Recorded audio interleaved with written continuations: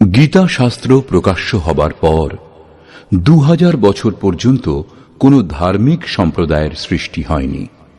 সেজন্য গীতা ধার্মিক সম্প্রদায় মুক্ত।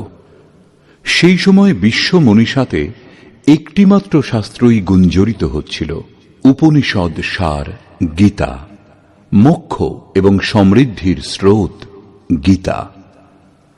শাস্ত্রপাঠ অপেক্ষা শ্রবণ অধিক লাভদায়ক, কারণ উচ্চারণের শুদ্ধতা এবং নানা কারণে একাগ্রতা ভঙ্গ হয়। সেজন্য সরল সুবোধ্য ভাষাতে রূপান্তরিত যথার্থ গীতা আপনাদের শ্রবণ আনন্দের জন্য প্রস্তুত করা হয়েছে। গীতা শ্রবণের ফলে আপনার পরিবার, প্রতিবেশী সকলেরই অন্তরে পরমাত্মাকে লাভ করার শুভ সংস্কারের সঞ্চার হবে। আপনার গৃহ অঙ্গন তপভূমির ন্যায় সুরভিত হয়ে উঠবে।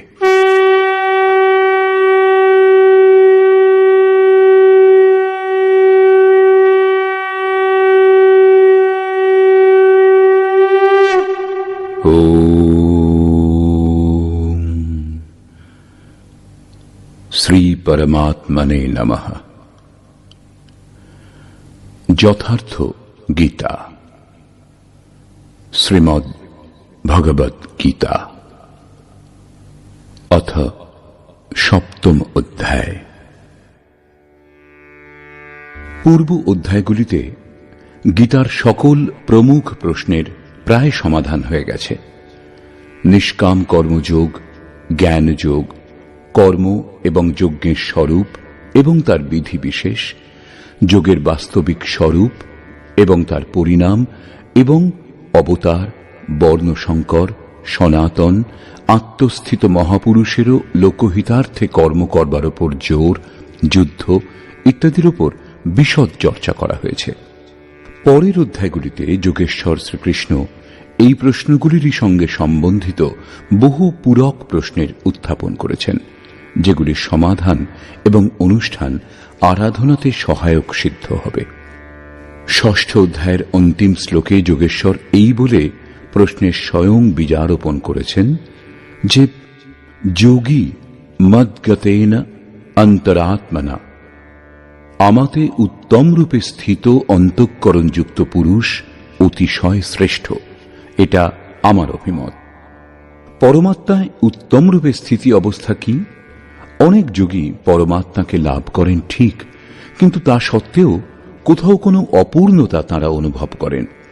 এরূপ অবস্থা লাভ কখন হয়? যখন লেশমাত্রও ত্রুটি থাকে না। সম্পূর্ণভাবে কখন পরমাত্মাকে জানা যায়? এই প্রসঙ্গে যোগেশ্বর শ্রীকৃষ্ণ বলছেন, শ্রী ভগবান উবাচ,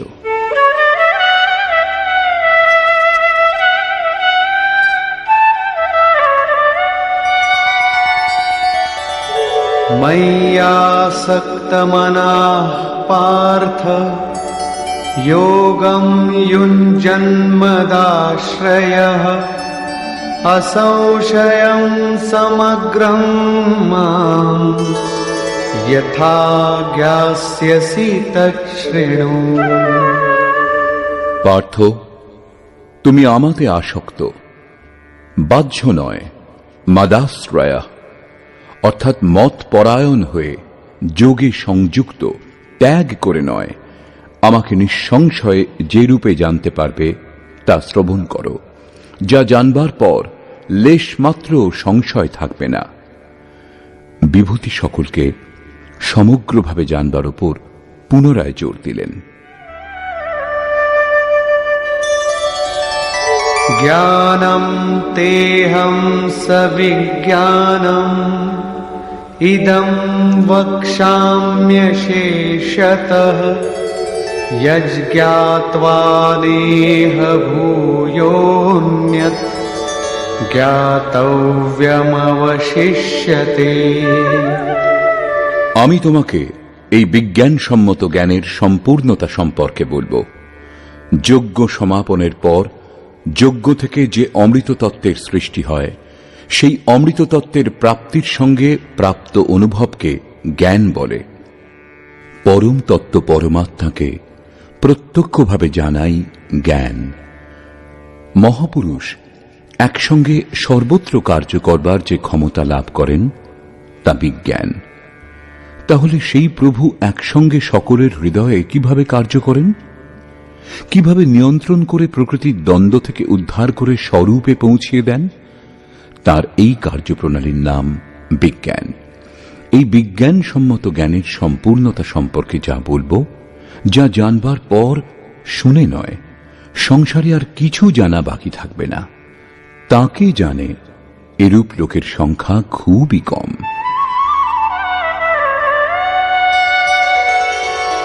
মনুষ্যাণাং সহস্রেষু কশ্চিদ্যততি সিদ্ধয়ে यततामपि सिद्धानां कश्चिन्मां वेत्ति तत्त्वतः।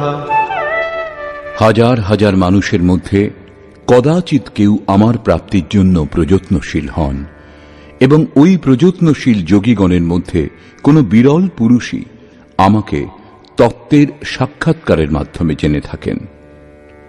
এই সমগ্র তত্ত্বকে জানা যাবে কি রূপে? এক স্থানে পিণ্ডরূপে বিদ্যমান অথবা সর্বত্র ব্যাপ্ত? এই প্রসঙ্গে যোগেশ্বর শ্রীকৃষ্ণ বলছেন,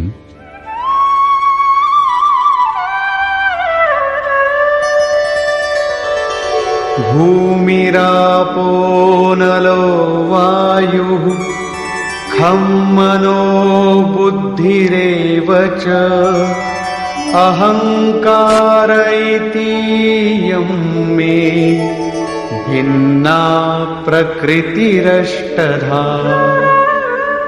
অর্জুন, পৃথিবী, জল, অগ্নি, বায়ু, আকাশ, মন, বুদ্ধি এবং অহংকার, এই 8 ভাগে আমার প্রকৃতি বিভক্ত।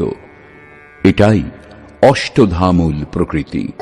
অপরেয়মিতস্ত্বন্যা প্রকৃতিম বিদ্ধি মে পরাম জীবভূতাম মহাবাহো ইয়েদং ধার্যতে জগৎ। ইয়ম অর্থাৎ এই 8 প্রকারের আমার অপরা প্রকৃতি, অর্থাৎ জড় প্রকৃতি। মহাবাহু অর্জুন, যেটা এর থেকে ভিন্ন সেটা আমার জীব রূপ পরা, অর্থাৎ চৈতন্য প্রকৃতি জানবে। যে শক্তি সারা পৃথিবীকে ধারণ করে আছে সে হল জীবাত্মা। প্রকৃতির সঙ্গে সম্বন্ধ থাকায় এও প্রকৃতি। এতদ্যোনীনি ভূতানি সর্বাণীত্যুপধারয় অহং কৃৎস্নস্য জগতঃ প্রভবঃ প্রলয়স্তথা। অর্জুন, সমস্ত ভূত এইতদ যোনীনি, এই মহাপ্রকৃতি, এই 2 প্রকৃতি পরা ও অপরা থেকেই উৎপন্ন হয়। এই দুটিই হল একমাত্র যোনি। আমি সমগ্র জগতের উৎপত্তি এবং প্রলয় রূপ, অর্থাৎ আমি এর মূল কারণ। জগতের উৎপত্তি আমার থেকে হয় এবং বিলীনও আমাতেই হয়। প্রকৃতি যতক্ষণ বিদ্যমান ততক্ষণ আমি তার উৎপত্তি, এবং যখন কোনো মহাপুরুষ প্রকৃতির ঊর্ধ্বে চলে যান তখন মহাপ্রলয়ও আমি, যা অনুভবে ধরা পড়ে। সৃষ্টির উৎপত্তি এবং প্রলয়ের প্রশ্নকে মানব সমাজ কৌতূহলের সঙ্গে দেখেছে। বিশ্বের বহু শাস্ত্রে একে কোনো না কোনোভাবে বোঝবার প্রয়াস চলে আসছে। কেউ বলে প্রলয়ে সংসার মজ্জমান হয়। কারো মত অনুসারে সূর্য পৃথিবীর এত কাছে চলে আসে যে পৃথিবী জ্বলে শেষ হয়ে যায়। কেউ একেই প্রলয় বলে। এই মহাপ্রলয়ের দিনই সকলের চূড়ান্ত বিচার হয়। কেউ নিত্য প্রলয়, নৈমিত্তিক প্রলয়ের গণনাতে ব্যস্ত আছে, কিন্তু যোগেশ্বর শ্রীকৃষ্ণের অনুসারে প্রকৃতি অনাদি, পরিবর্তন হয়েই চলেছে, কিন্তু কখনো ধ্বংসপ্রাপ্ত হয়নি। ভারতীয় ধর্মগ্রন্থের অনুসারে মনু প্রলয় দেখেছিলেন। তার সঙ্গে 11 জন ঋষি মৎস্য শৃঙ্গে নৌকো বেঁধে হিমালয়ের এক উত্তুঙ্গ শিখরে আশ্রয় নিয়েছিলেন। লীলাকার শ্রীকৃষ্ণের উপদেশ এবং জীবনের সঙ্গে সম্বন্ধিত তাঁর সমকালীন শাস্ত্র ভাগবতে মৃকণ্ড মুনির পুত্র মার্কণ্ডেয়জি প্রলয়ের যে দৃশ্য সচক্ষে দেখেছিলেন তার বর্ণনা প্রস্তুত করা হয়েছে। তিনি হিমালয়ের উত্তরে পুষ্পভদ্রা নদীর তীরে বাস করতেন। ভাগবতের 12 স্কন্ধের 8ম ও 9ম অধ্যায়ের অনুসারে শৌনকাদি ঋষিগণ সূতজিকে জিজ্ঞাসা করেছিলেন যে মার্কণ্ডেয় ঋষি মহাপ্রলয়ের সময় বটপাতার উপরে ভগবান বালমুকুন্দের দর্শন করেছিলেন, কিন্তু তিনি আমাদেরই বংশের ছিলেন। আমাদের থেকে কিছু সময় পূর্বে তাঁর জন্ম হয়েছিল। তাঁর জন্মের পর কোনো মহাপ্রলয় ঘটেনি এবং সৃষ্টিও লোপ পায়নি, সবকিছু আগের মতোই আছে। তাহলে তিনি কিরূপ প্রলয় দেখেছিলেন? সূতজি বলছেন, মার্কণ্ডেয় ঋষির প্রার্থনায় প্রসন্ন হয়ে নরনারায়ণ তাকে দর্শন দিয়েছিলেন। তখন মার্কণ্ডেয় ঋষি বলেছিলেন যে আমি আপনার মায়া কি তা দেখতে চাই, যার দ্বারা প্রেরিত হয়ে এই আত্মা অনন্ত যোনিতে ভ্রমণ করে। ভগবান স্বীকার করেছিলেন তার প্রার্থনা, এবং একদিন যখন মুনি নিজের আশ্রমে ভগবানের চিন্তনে তন্ময় ছিলেন, তখন তিনি দেখতে পেয়েছিলেন যে চারদিক থেকে সমুদ্র স্ফীত হয়ে উত্তাল রূপে তাঁর দিকেই ছুটে আসছে। তাতে কুমির লাফাচ্ছে। তাদের দ্বারা আক্রান্ত হয়ে ঋষি মার্কণ্ডেয় বাঁচবার জন্য দিগ্ভ্রান্ত হয়ে ছুটছেন। আকাশ, সূর্য, পৃথিবী, চন্দ্রমা, স্বর্গ, জ্যোতিষমণ্ডল সবকিছুই সেই সমুদ্রে প্লাবিত হচ্ছে। এমন সময় মার্কণ্ডেয় ঋষি এক বটবৃক্ষ এবং তার পাতায় এক শিশুকে দেখতে পেয়েছিলেন। প্রশ্বাসের সঙ্গে তিনি শিশুর উদরে প্রবেশ করেছিলেন এবং নিজের আশ্রম, সূর্যমণ্ডল এবং সৃষ্টি জীবন্ত দেখতে পেয়েছিলেন, এবং নিঃশ্বাসের সঙ্গে পুনরায় শিশুর উদর থেকে বেরিয়ে এসে চোখ খোলার পর মার্কণ্ডেয় ঋষি নিজেকে সেই আশ্রমের মধ্যেই নিজের আসনে উপবিষ্ট অবস্থায় দেখতে পেয়েছিলেন। স্পষ্ট হল যে কোটি বছর ভজনের পর মুনি ঈশ্বরীয় দৃশ্য নিজের হৃদয়ে অনুভবে দেখেছিলেন। বাইরে যেমনটি ছিল তেমনই রইল। অতএব যোগীর হৃদয়েই প্রলয়, ঈশ্বর লাভ করবার উপায়। ভজন শেষ হয়ে গেলে যোগীর হৃদয়ে সংসারের প্রবাহ বিনষ্ট হয়ে কেবলমাত্র পরমাত্মার চিন্তাটুকু থেকে যায়। এই হল প্রলয়, বাইরে প্রলয় হয় না। শরীর থাকাকালীনই অদ্বৈত অবস্থার অনির্বচনীয় স্থিতিকে মহাপ্রলয় বলে। এটা ক্রিয়াত্মক। কেবল বুদ্ধি দ্বারা যারা নির্ণয় করে তারা কেবল ভ্রম সৃষ্টি করে, তাতে আমি হই অথবা আপনি। এই প্রসঙ্গে আরো বললেন,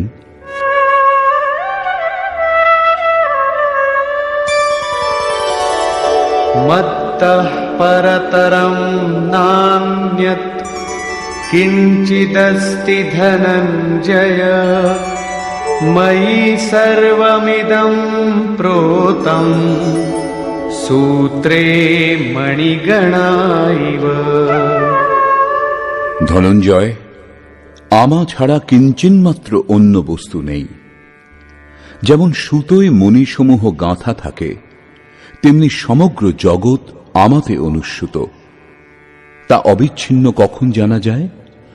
যখন এই অধ্যায়ের প্রথম শ্লোক অনুসারে অনন্য আসক্তি ভক্তি দ্বারা আমার প্রতি নিষ্ঠাবান হয়ে যোগে সেই রূপ প্রবৃত্ত হবেন। এ ছাড়া সম্ভব নয়। যোগে প্রবৃত্ত হওয়া আবশ্যক। রসোহমপ্সু কৌন্তেয় প্রভাস্মি শশি সূর্যয়োঃ প্রণবঃ সর্ববেদেষু শব্দঃ কে পৌরুষম নৃষু। কৌন্তেয়, জলে আমি রস, চন্দ্রে ও সূর্যে প্রকাশ, চারি বেদে ওঙ্কার। ও অহম কার, স্বয়ং আকার। আকাশে শব্দ এবং মনুষ্য মধ্যে পুরুষকার রূপে বিরাজ করি, এবং আমি पुण्यो गन्धः पृथिव्यां च तेजश्चास्मि विभावसौ जीवनं सर्वभूतेषु तपश्चास्मि तपस्विषु। আমি পৃথিবীতে পবিত্র গন্ধ এবং অগ্নিতে দীপ্তি, সর্বভূতে জীবন ও তপস্বীগণের মধ্যে তপঃশক্তি রূপে বিরাজ করি। बीजं मां सर्वभूतानां विद्धि पार्थ सनातनम् बुद्धिर्बुद्धिमतामस्मि तेजस्तेजस्विनामहम्। পার্থ, তুমি আমাকে সকল ভূতের সনাতন কারণ অর্থাৎ বীজ বলে জানবে। আমি বুদ্ধিমানগণের বুদ্ধি এবং তেজস্বীগণের তেজস্বরূপ। এই ক্রমে যোগেশ্বর শ্রীকৃষ্ণ বলছেন,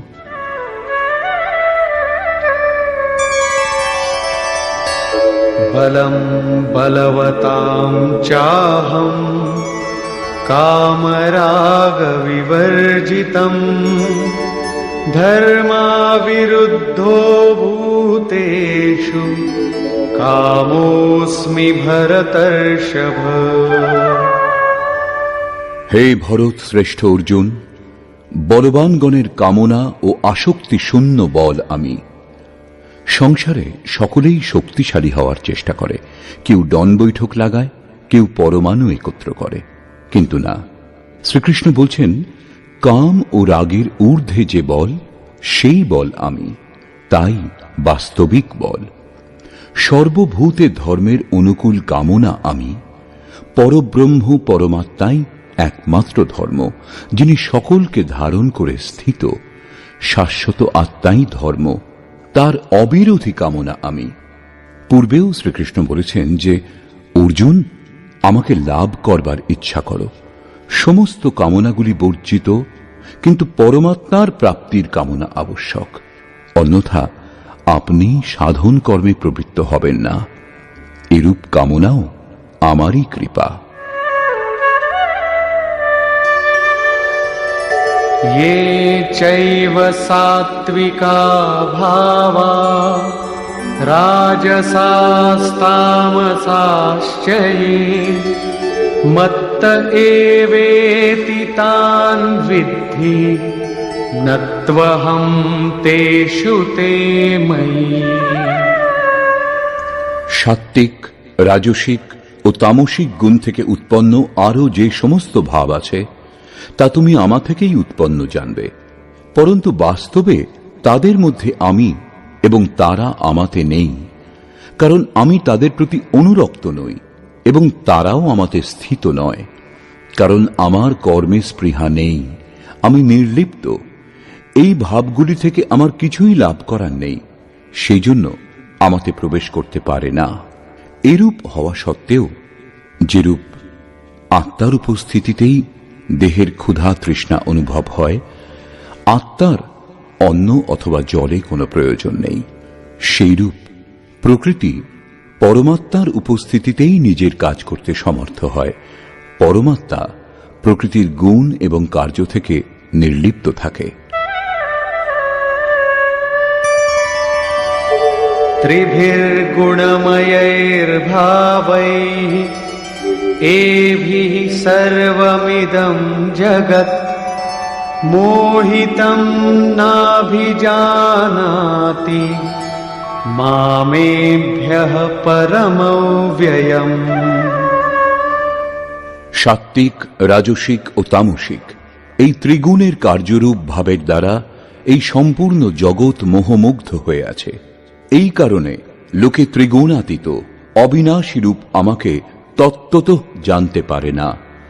আমি ত্রিগুণাতীত, অর্থাৎ যতক্ষণ এই ত্রিগুণের সামান্য আবরণও বিদ্যমান ততক্ষণ কেউ আত্মাকে জানতে পারে না। তার পথ চলা বাকি, এখনো সে পথিক। এবং दैवी ह्येषा गुणमयी मम माया दुरत्यया मामेव ये प्रपद्यन्ते मायामेतान्तरन्ति ते।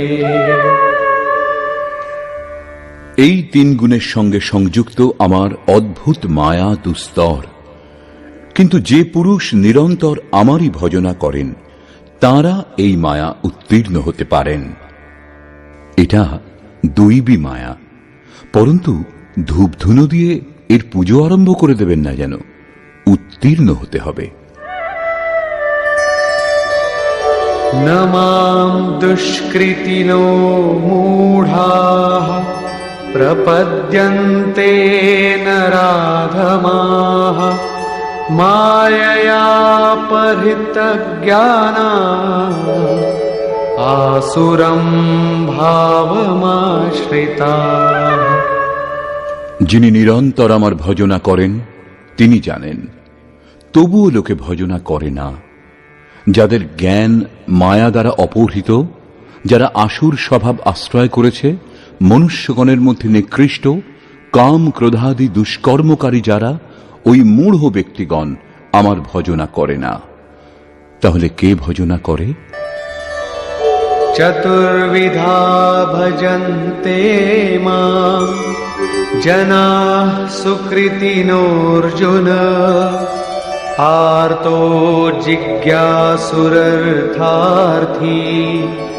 ज्ञानी च भरतर्षभ। হে ভরত শ্রেষ্ঠ অর্জুন, সুকৃতি না উত্তম অর্থাৎ নিয়ত কর্মের, যার পরিণাম স্বরূপ শ্রেয় লাভ হয়, সেই কর্মের যিনি আচরণ করেন। অর্থার্থী অর্থাৎ সকাম, আর্ত অর্থাৎ দুঃখের হাত থেকে মুক্তি পাওয়ার জন্য আগ্রহী, জিজ্ঞাসু অর্থাৎ প্রত্যক্ষরূপে জানতে ইচ্ছুক, এবং জ্ঞানী অর্থাৎ যিনি বিলীন হওয়ার স্থিতিতে আছেন। এই চার প্রকার ভক্তগণ আমার ভজনা করেন। যার দ্বারা আমাদের দেহ অথবা অন্য যাবতীয় সম্বন্ধের পূরণ হয় তা হল অর্থ। সেজন্য অর্থ কামনা সবকিছুর আগে ভগবানের দ্বারা পূর্ণ হয়। শ্রীকৃষ্ণ বলছেন, আমি পূরণ করি, কিন্তু এটুকুই বাস্তবিক অর্থ নয়।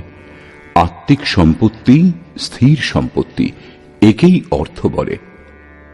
সাংসারিক অর্থের পূর্তি করতে করতে ভগবান বাস্তবিক অর্থ আত্মিক সম্পত্তির দিকে এগিয়ে দেন, কারণ তিনি জানেন যে এইটুকুতেই আমার ভক্ত সুখী হবে না।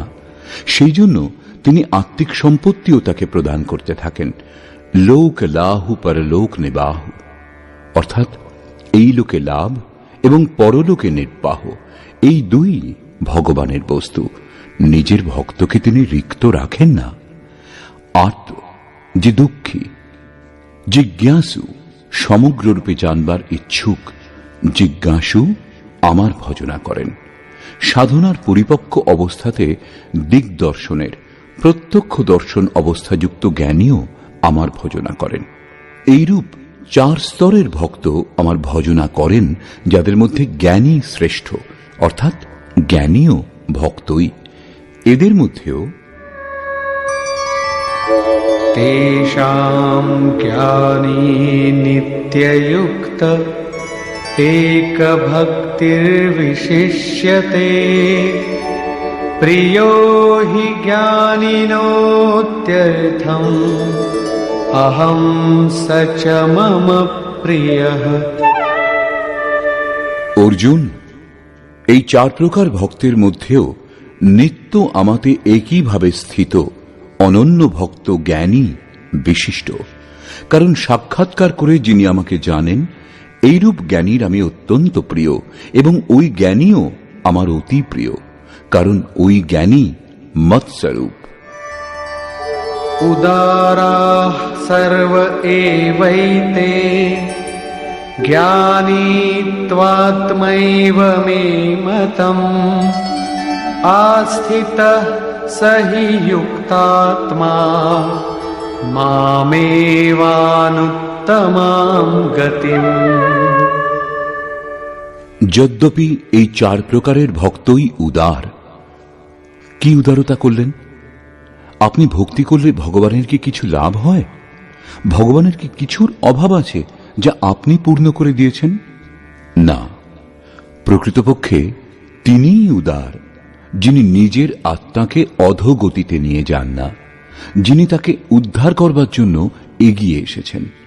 এই রূপে এরা সকলেই উদার। পরন্তু জ্ঞানী সাক্ষাৎ আমার স্বরূপ, এরূপ আমার অভিমত। কারণ সেই স্থির বুদ্ধি জ্ঞানী ভক্ত সর্বোত্তম গতি স্বরূপ আমাতেই স্থিত, অর্থাৎ তিনি আমাতেই স্থিত। আমাতে এবং তাতে কোনো ভেদ নেই। এই প্রসঙ্গে পুনরায় জোর দিলেন। बहूनां जन्मनामन्ते ज्ञानवान् मां प्रपद्यते वासुदेवः सर्वमिति स महात्मा सुदुर्लभः। অভ্যাস করতে করতে বহু জন্মের পর শেষ জন্মে প্রাপ্তির জন্মে সাক্ষাৎকার করে সমুদায় জীবজগৎ বাসুদেব, এইরূপ জেনে জ্ঞানী আমার ভজনা করেন। এইরূপ মহাপুরুষ দুর্লভ। তিনি কোনো বাসুদেবের প্রতিমা স্থাপন করেন না, পরন্তু অন্তরে যে পরম ঈশ্বর অধিষ্ঠিত তা অনুভব করেন। ওই জ্ঞানী মহাপুরুষকে শ্রীকৃষ্ণ তত্ত্বদর্শীও বলেছেন। সমাজের কল্যাণ এইসব মহাপুরুষগণের দ্বারাই হয়। এইরূপ প্রত্যক্ষ তত্ত্বদর্শী মহাপুরুষ শ্রীকৃষ্ণের বাণীতে অতি দুর্লভ। যখন শ্রেয় এবং প্রেয় অর্থাৎ মুক্তি এবং ভোগ ভগবানের কাছ থেকেই লাভ হয়, তখন সকলেরই একমাত্র ভগবানের ভজনা করা উচিত। তবুও লোকে তার ভজনা করে না কেন? শ্রীকৃষ্ণেরই বাণীতে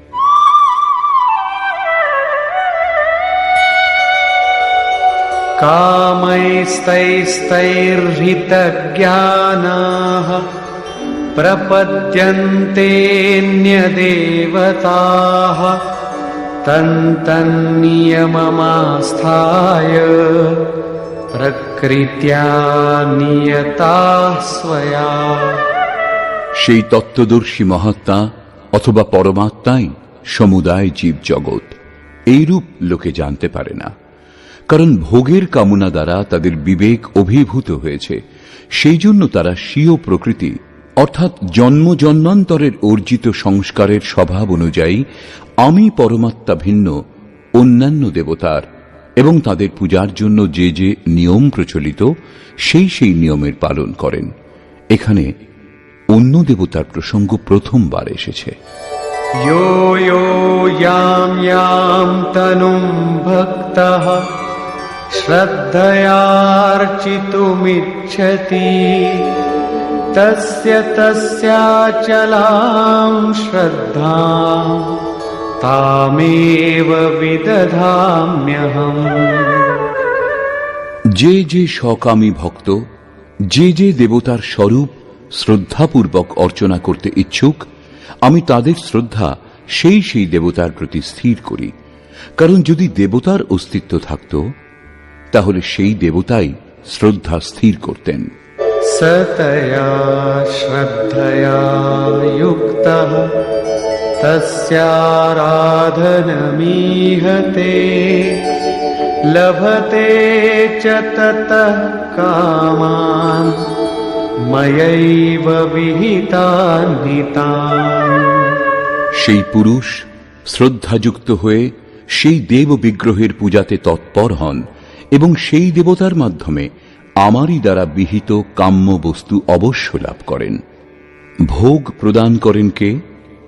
আমি প্রদান করি। তার শ্রদ্ধার পরিণাম হল ভোগ, তা কোনো দেবতার কৃপা নয়। কিন্তু তিনি ফললাভ তো করেন, তাহলে ক্ষতি কি? এই প্রসঙ্গে বলছেন,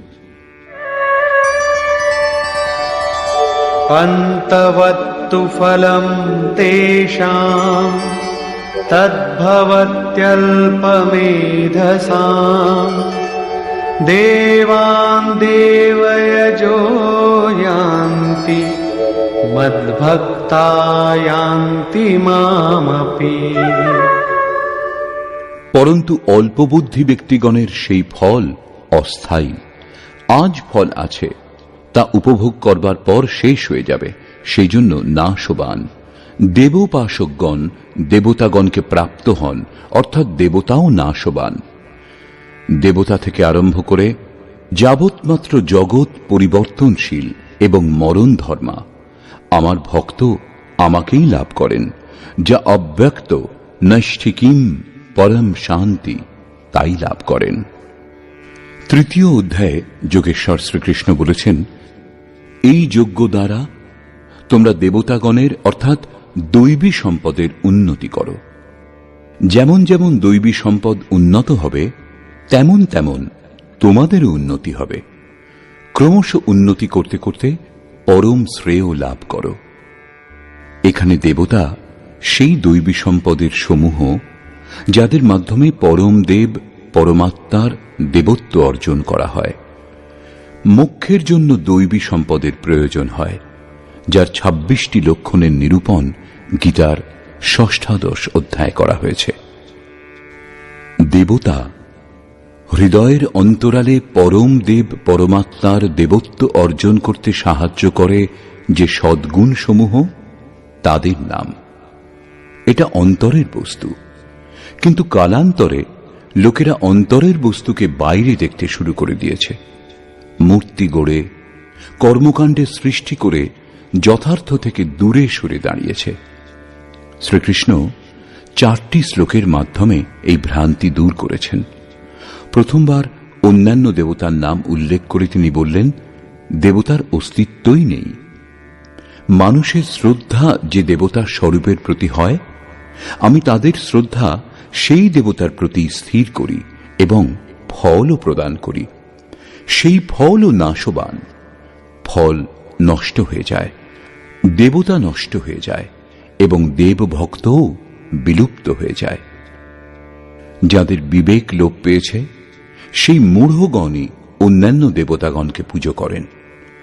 শ্রীকৃষ্ণ এও বলেছেন যে অন্যান্য দেবতাগণকে পূজা করার বিধানই অযৌক্তিক।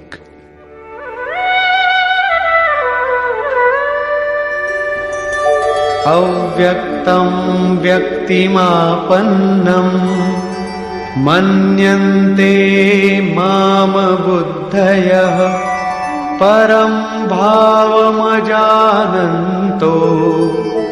ममाव्ययमनुत्तमम्। যদ্যপি দেবতার অস্তিত্ব নেই, যা ফললাভ হয় তাও অস্থায়ী, তথাপি প্রত্যেক ব্যক্তি আমার ভজনা করে না। কারণ বুদ্ধিহীন ব্যক্তি, পূর্বের শ্লোকে বলা হয়েছে, কামনার দ্বারা যাদের জ্ঞান অভিভূত হয়েছে, তারা আমার সর্বোত্তম, অবিনাশী এবং পরম প্রভাব উত্তম রূপে জানে না। সেই জন্য তারা অব্যক্ত পুরুষ আমাকে ব্যক্তিভাব প্রাপ্ত মানুষ বলে মনে করে। অর্থাৎ শ্রীকৃষ্ণও মনুষ্য দেহধারী যোগী ছিলেন, যোগেশ্বর ছিলেন। যিনি স্বয়ং যোগী এবং অন্যকেও যোগ প্রদান করবার ক্ষমতা রাখেন, তাকে যোগেশ্বর বলা হয়। সঠিক পথে সাধনা করে ক্রমশ উন্নতি করতে করতে মহাপুরুষও সেই পরম ভাবে স্থিত হন। দেহধারী হয়েও তিনি সেই অব্যক্ত স্বরূপে স্থিত হন। তা সত্ত্বেও কামনা দ্বারা অভিভূত হয়ে মন্দবুদ্ধি ব্যক্তি তাদের সাধারণ ব্যক্তি বলেই মনে করে। সেই মন্দবুদ্ধি ব্যক্তিগণ চিন্তা করে যে এদের জন্ম তো আমাদেরই মতো হয়েছে, তাহলে এরা ভগবান কি করে হতে পারেন? তাদের এই ধরনের বিচারে দোষ কোথায়? দৃষ্টিপাত করলে তো দেহটাই দেখা যায়। তারা মহাপুরুষের যথার্থ স্বরূপ দর্শন করতে অসমর্থ হয় কেন? এই প্রসঙ্গে যোগেশ্বর শ্রীকৃষ্ণ বললেন,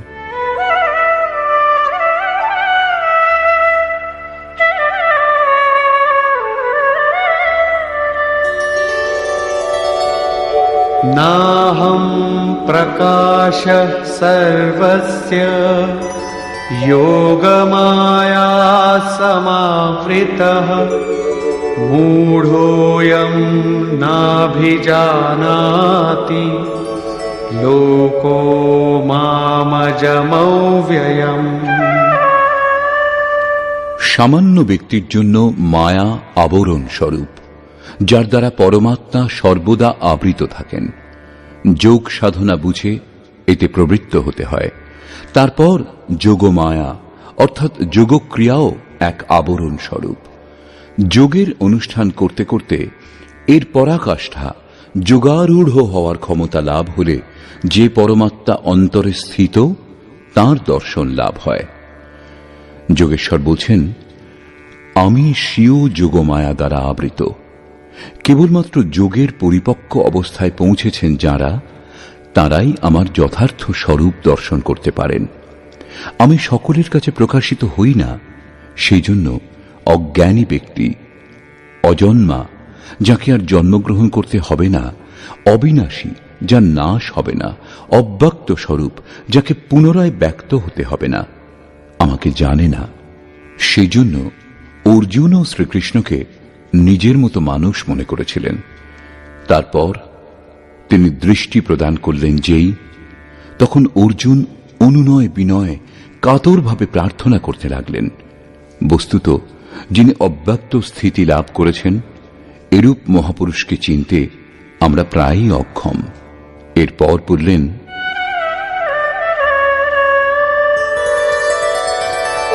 वेदाहं समतीतानि वर्तमानानि चार्जुन भविष्याणि च भूतानि मां तु वेद न कश्चन।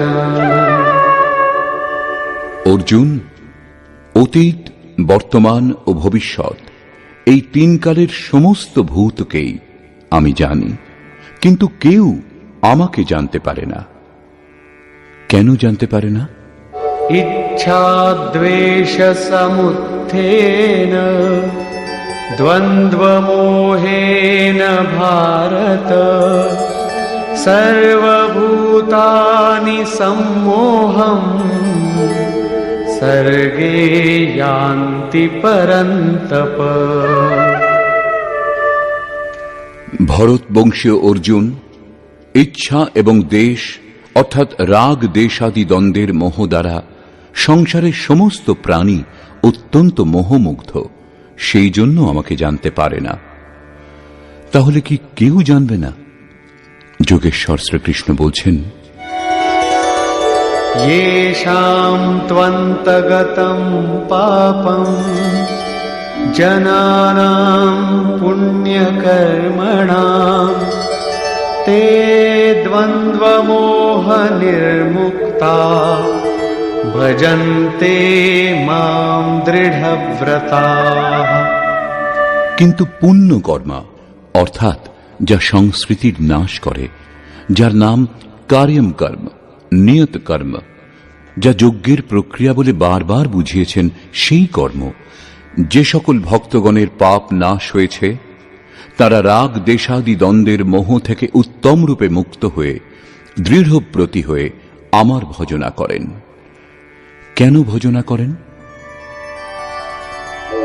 जरामरणमोक्षाय मामाश्रित्य यतन्ति ये ते ब्रह्म तद्विदुः कृत्स्नम् अध्यात्मं कर्म चाखिलम्। যারা জরা ও মৃত্যু থেকে মুক্তি লাভের জন্য আমাকে আশ্রয় করে প্রযত্ন করেন, তারা সেই ব্রহ্ম, সমগ্র অধ্যাত্ম এবং কর্মসমূহ অবগত হন, এবং এই ক্রমে साधिभूताधिदैवं मां साधियज्ञं च ये विदुः प्रयाणकालेऽपि च मां ते विदुर्युक्तचेतसः। যারা অধিভূত, অধিদৈব এবং অধিযজ্ঞের সঙ্গে বিদ্যমান আমাকে জানেন, সেই সকল আমাতে সমাহিত চিত্ত ব্যক্তি মৃত্যুকালেও আমাকেই জানেন, আমাতেই স্থিত হন এবং সদাই আমাকে লাভ করে থাকেন। ২৬ ও ২৭ সংখ্যক শ্লোকে তিনি বলেছেন, আমাকে কেউ জানে না, কারণ তারা মোহমুগ্ধ। কিন্তু যারা সেই মোহ থেকে মুক্ত হওয়ার জন্য যত্নশীল, তারা সম্পূর্ণ ব্রহ্ম, সম্পূর্ণ অধ্যাত্ম, সম্পূর্ণ কর্ম, সম্পূর্ণ অধিভূত, সম্পূর্ণ অধিদৈব এবং সম্পূর্ণ অধিযোগ্য সহিত বিদ্যমান আমাকে জানেন। অর্থাৎ এই সমস্তের পরিণাম আমি, সদ্গুরু, তারাই আমাকে জানেন। এমন নয় যে কেউ জানে না। নিষ্কর্ষ। বর্তমান অধ্যায়ে যোগেশ্বর শ্রীকৃষ্ণ বললেন যে অনন্যভাবে আমার শরণাগত হয়ে, আমার আশ্রিত হয়ে যিনি যোগে প্রবৃত্ত হন, তিনি সমগ্র রূপে আমাকে জানেন। আমাকে জানবার জন্য শত সহস্র ব্যক্তির মধ্যে কোনো একজন ব্যক্তি প্রযত্ন করেন এবং এদের মধ্যেও কোনো কোনো পুরুষই আমাকে জানেন। তিনি আমাকে কেবল পিণ্ডরূপে একদেশীয় নয়, পরন্তু সর্বত্র পরিব্যাপ্ত দেখেন।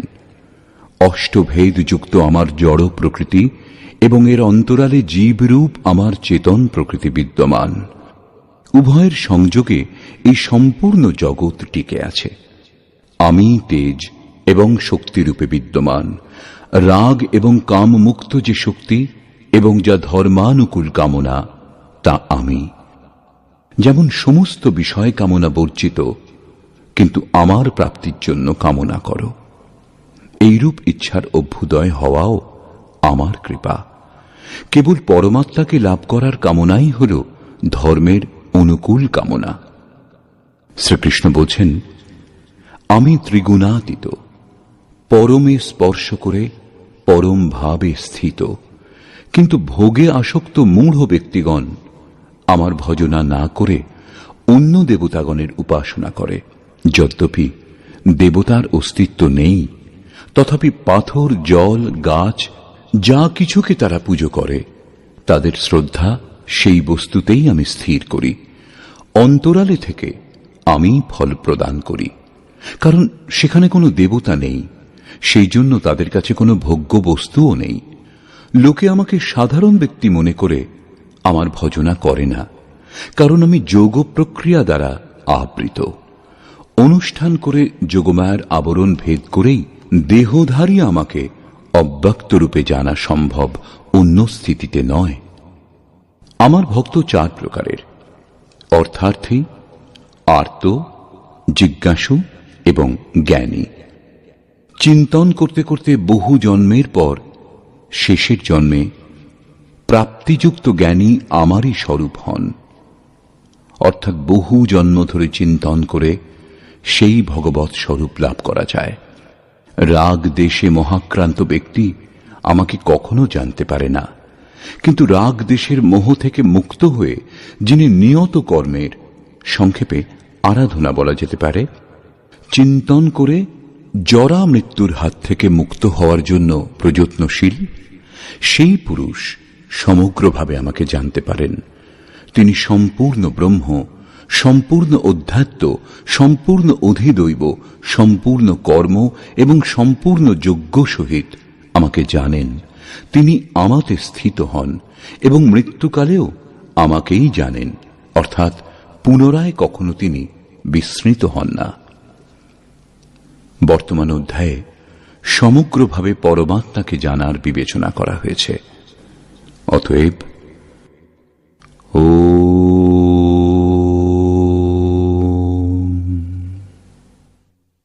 এই প্রকার শ্রীমদ্ ভগবৎ গীতারূপী উপনিষদ এবং ব্রহ্মবিদ্যা তথা যোগশাস্ত্র বিষয়ক শ্রীকৃষ্ণ এবং অর্জুনের সংবাদে সমগ্র বোধ নামক সপ্তম অধ্যায় পূর্ণ হল।